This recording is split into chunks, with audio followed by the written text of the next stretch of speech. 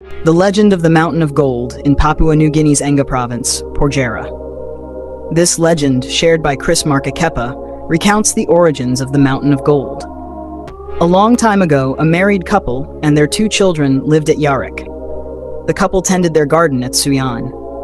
One day, they left their children at home while they went to work in the garden. They toiled long and hard when suddenly, lightning flashed and thunder rolled. Darkness fell over the land as if it were night. They sought shelter in a small garden shed, unable to see their way home.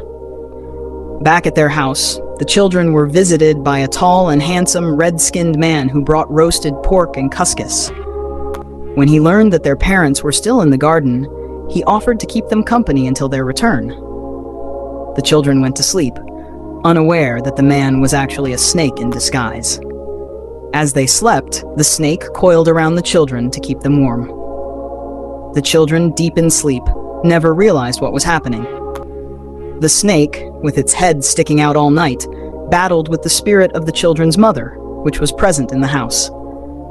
The next morning, the visitor told the children to tell their parents that they had been looked after by Wingima Kupiani. He instructed them to offer a big white pig under the breadfruit tree at the entrance of the cave, Kana Timbukai, every time a new breadfruit leaf sprouted. He promised that this ritual would bless them with whatever they needed and must be passed on to future generations until everyone saw the results of what went on in the cave. When the parents returned, they found some of the food the visitor had brought and asked the children where it came from. The children recounted the entire story, shocking their parents. Despite their doubts, the couple decided to follow the visitor's instructions. They took a big white pig to the specified location and sacrificed it in his honor. From that time on, each generation of the family performed the ritual whenever a new breadfruit leaf sprouted. Today, when you look from Mungallep towards the tunnel, you can still see the breadfruit tree growing on top of a white rock, with nothing else growing around it.